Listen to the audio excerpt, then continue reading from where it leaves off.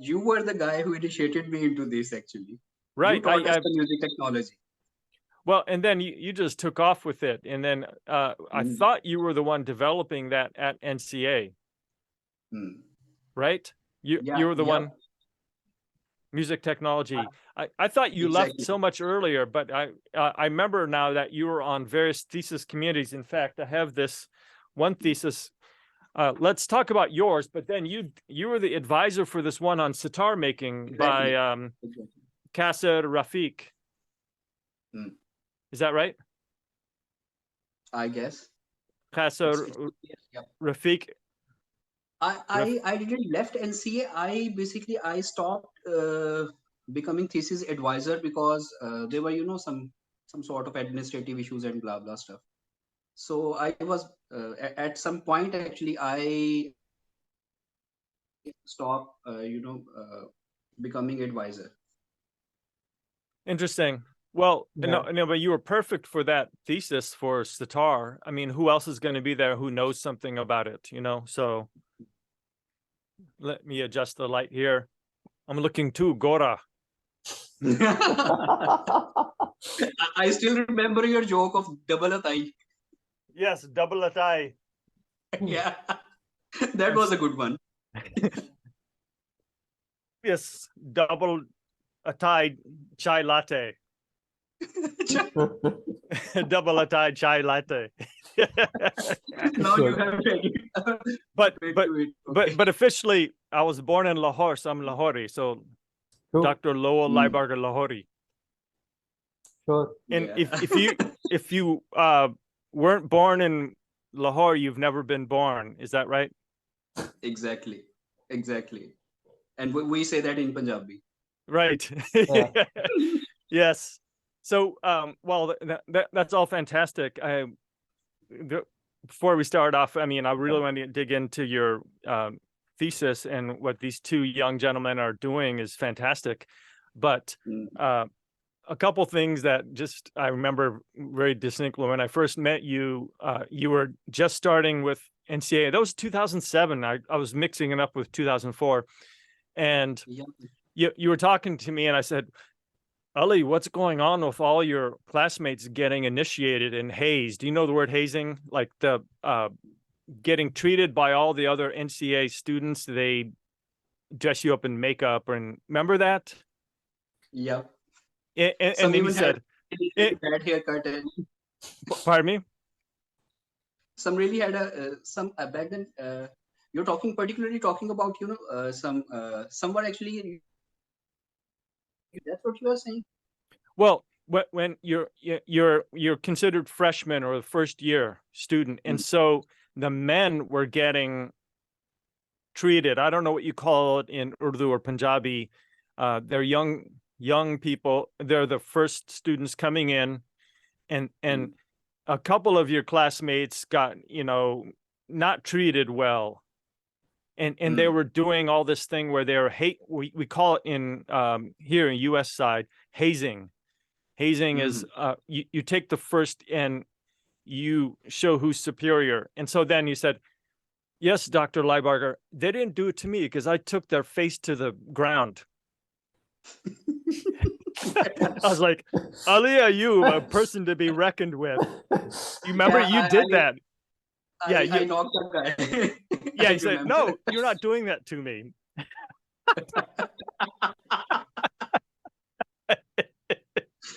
I thought, right on, yes. Be strong. And so I thought that was fantastic. But the other thing I wanted to mention is you later became, you got to know Anwar Khurshid, who's one of my just closest friends from Toronto. Yeah. When I lived in Toronto, Anwar Khurshid, and you learned a bit from him, a tiny bit, right? Exactly. Well, I remember when he was playing at All Pakistan Music Conference, and Anwar Bhai was staying at my place, that flat I had at NCA, and he we brought over two different tabla players to rehearse with him, and both of one was Sajjad Hussain, who passed away. He was a disciple of Mian Shaukat Hussain Khan Sahab, and brother of two really good vocalists, Bashir, and they're all brothers, and who's on Coke Studio, and Bashir, and then what is Ali Akbar, fantastic Khayal Gaik, right? Exactly. So they're all brothers, but he passed away, but he came and he would not let Anwar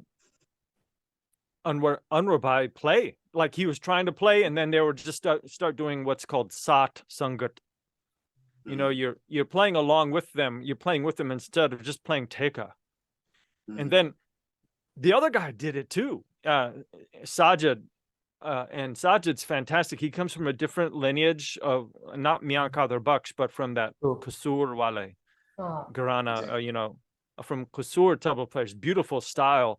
And there might even be a connection historically with Lucknow Gharana from Qasur. We have some historical documentation that talks about this based on my research. But he did the same thing. He just, and these are really nice guys, very pleasant people, but, you know, they considered him superior to Anwar Bhai because Anwar was Atai, not double Atai, just single Atai. Exactly. Okay. And so when Anwar was, what do you call it? Tala master, Ustad of Tal, because he, a mathematician of the highest order. He studied in Rawalpindi, and then when he went to Canada to pass the exams, he was the top person for the Ginti, the calculations. He took the exam, and when he immigrated to Toronto, Anwar Khurshid, and so they got on stage. Anwar played like 13 beats. Exactly. And then he did another one which was like 12 and a half, and then he on the sitar he would go back and he start playing the gut. He's like come on, you know, the head nod to the tabla player to play a solo, and so they were just sitting there, they're like, oh no, I can't do this, he shut them down. Exactly. Anwar. And it was so funny because I even got that on tape, on video. I have a video of him. He was like, Lowell, I had to do something because they weren't letting me play. Exactly. And then when he go ahead. He practiced in the green room, I guess, teen tal, but on stage he played that. Right?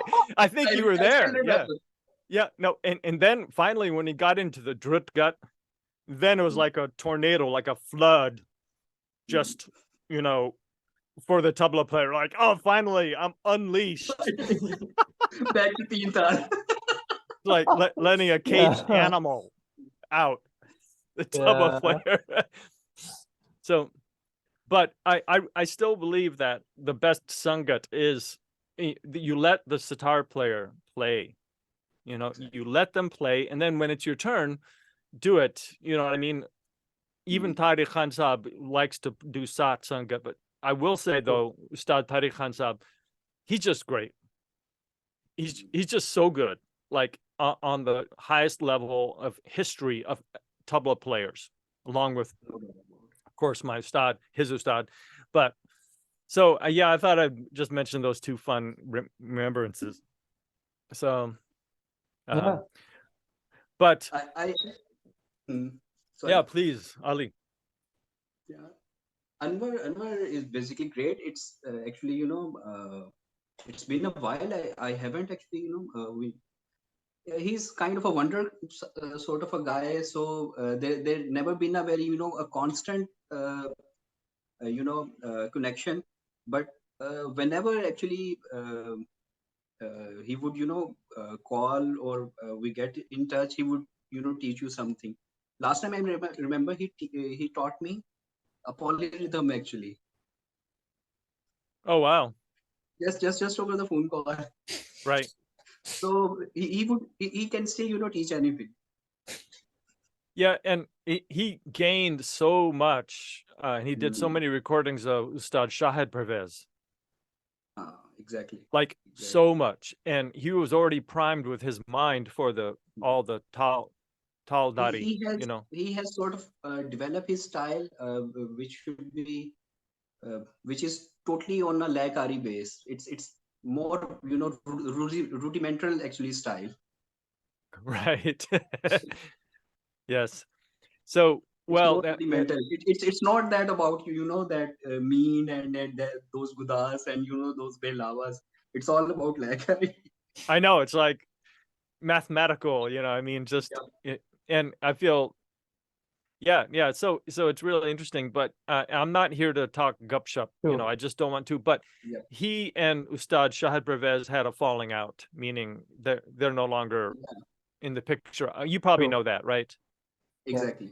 Right. So, and I don't want to get into the reasons. It doesn't matter. Yeah. Sure. But so, are you taking any talim from anyone music wise? Not. I would say not a proper thingy, and I haven't actually learned sitar from anyone else as well. Uh, I guess I still play that a little bit of sitar. I never pursued, I played at the music conference when I was a student. I got the gold medal. I got second position. Right. Right. Yeah, I played a Kirbani Gat When was this? in 2008, I guess. Around the time of your thesis. Exactly. And you started playing around 2002, right? Sitar? Yes. Sitar I started, no, Sitar I started in 2005, I guess. Okay. And I still remember the first lesson and first Amen that Dr. Lowell actually taught me. Really? Wow.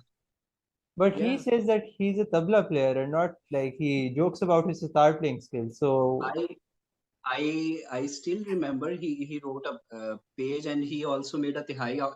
I still remember a simpler tihai. Uh,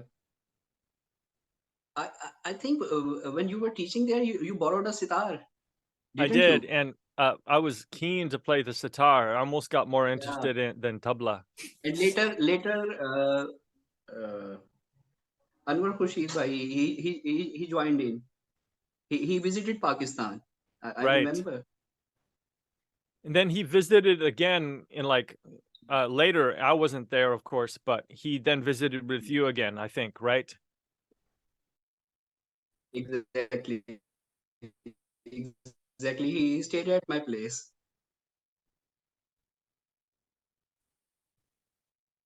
Right. Yeah, I know. Yeah. Your Got me a sitar, sitar as well. so that was From amazing. India.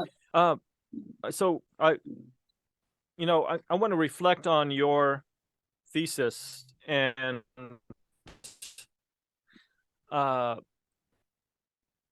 what I think so much praise needs to be given to Mr. Sarwat Ali for insisting that his students or the students of NCA not necessarily do this philosophy, evolutionary mentology, right? Exactly. It's a fascinating concept and all, but the need of the day was to document all this before it would change and go away. True.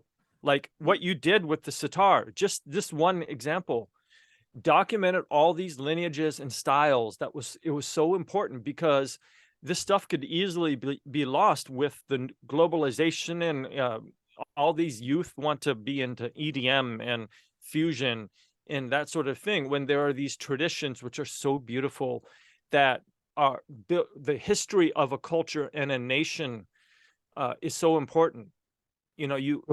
One way you could go after a group of people is to eliminate their history, eliminate their culture, eliminate their language, and so what you did for Pakistan was huge. And as well that, our director at the time, Sarwat Ali, was able to become the true head of department and focus on that. And he got all his students to go and study all these things. So now we have this major body of musicological literature of history and analysis, which is amazing. And there are some who have gone and studied rap music. You probably know this, EDM, guitar, the history of guitar in Pakistan. That's fascinating. I know, Ali, you could talk about it, and, and so, it's all been just a very one go into evolutionary mentology. They brought me over, and I was also working at NCA to help develop the curriculum and to teach research methods, how to study and how to write about things. We also did some other interesting topics, and we got into music technology, but more especially in 2007. It was Sarwat Ali who brought me back in 2007, formerly hired by NCA, not by SIPA, Sanjanagar. So let me just go ahead and let's talk about this project that you want to do with Mr. Ali's thesis. So you're going to publish each of those chapters as separate, like a web document, or how are you doing that? So the plan is that we've produced two things. One is a presentation. So like 20-30 slide presentation, which we plan to go to schools and you're also introducing the sitar to them to some extent, and then also talking about the work in the thesis, so the stylistic and historical aspects. Obviously, we can't cover the details, which are there are just so many details, and while simplifying them, we just felt like so guilty. Throwing all of your work out of the window. And it's the devil in the detail, really. So it's a generalization, but it's supposed to be a first step. It isn't supposed to be the last step. So it's really perhaps the first interaction with classical music students will be having. So it's that balance of accurate information and also engaging presentation. So that's our presentation. And then we've gotten a series of articles. So this is a more in-depth version. But still very simplified. Still very simplified, but getting a little more into the details. We've gotten media embedment and all that. So trying to fit in what we can. So that's the plan. Right now, and I think that's fantastic. I think at minimum, you could also do a podcast where you speak the article, or maybe even have an interview, and then you could play the music in the podcast. You know what I mean? And so that would be a nice complementary sort of thing. And then they could download the article as well. Yeah. Again, it takes a little more time, but audio recording, I mean, it could happen in Ali Ayub's studio. I'm not trying to give him work, but especially if it's not paid for, but you could just do it even at home if you have a decent microphone, and the audio editing would just be, all the tracks mixed down to a nice podcast, and people would love to hear that, the actual recordings, or even video. I mean, if you were to go to video, but sticking to audio might make it simpler. Sure. Because the thing is that it can get slightly imposing, because for a first-time reader, getting into the details of the histories and stylistic nuances is a little intimidating. So something which is interactive, like a presentation, or to some extent, even a podcast, is more engaging, while an article requires a lot of effort from the reader side. So definitely we're trying to, even this meeting is just trying to ease it up and add some more media and make it more accessible in this modern video and audio dependent world. Yes, well, I think what's so great about Ali's thesis is that it shows different styles before mass media. We're talking cassette recordings especially, but even vinyl LPs, and then cassette, and then radio, and then the superstardom. Like, we live in a world where there is a top elite class of musicians who get all the Spotify plays. They get all the, whatever and it's sort of like this 1% elite, Bill Gates, True. Elon Musk, Jeff Bezos, and then the rest of us. You know what I mean? And it's the same on the artistic level, where what do people listen to? They're just going to listen to A.R. Rahman, which is great. You know, he's fantastic. But what about all those other film composers? Sure. You know, they can't break in because what it does with Spotify and SoundCloud and all that. Yeah. You know, and I have SoundCloud or whatever, but especially like Spotify, whatever, people will only listen to a small handful of, and then they pay 0.003 cents American per play. It's insane. So you have to have like 1 million, 1 million streams of a song will get you 30,000 US.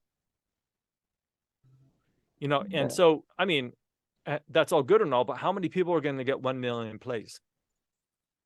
You know, same thing with YouTube. But getting back to this whole thing, and you know, Oli talks about this. You have these superstars that people then gravitate to this. You know what I mean? And I mean, I even learned from recordings myself. I would listen to the recording over and over again. I would break it down, and Sanjay Nagar has a great recording of a workshop that Ustad Shujat Khan from, you know, Vilayat Khan lineage, Ustad Vilayat Khan. He came over to Sanjay Nagar in Lahore. I forget when he did this, and he just taught Rag Yemen or Rag Amen. I want to say Rag Amen. And so it's an amazing breakdown. It's amazing discussion of how to do alap. And I almost learned a whole lot from that, you know what I mean? But getting back to this, like people have gone to either Ravi Shankar style or Vilayat Khan style is the way I look at it, right? True. Ali, what are your thoughts? Exactly. I agree, because that's a kind of a standardization everyone is having. No one has ever, heard such, those stylistic variations. Just like I have mentioned in my dissertation, the style of Kapurthala sitar players, Nafis Khan styles, his father's styles, or Sharif Khan styles. So that's gonna, these area, if they are highlighted, there are certain people who would be, gravitated towards that. And obviously, in doing such things in a podcast, I think that would be a great idea. Sure. Even I do have a sophisticated mics and everything. We can do it here actually at my place. No big deal. Awesome. We got the can do it. invitation. Podcast would be a very good thing. It's very trendy. True. It's very trendy. And it's necessary when you're really trying to engage people with a little more academic and slightly niche sort of topic. Yeah. Yeah, but people would do postcard about anything actually, any topic. It's not. I don't know why you still have some reservation that this thing is still very intimating actually, and there's too much information. It's a fact. It is what it is actually. There is no need to sugarcoat it or dilate it. It's just whenever you search for something, if you put the keywords, it's gonna give you the information. True. It's not gonna basically dilute it. It's gonna give you the information. So whoever searched the sitar, you never know who is actually at the other end surfing, and what are his interests. Okay. He might be there might be a venue,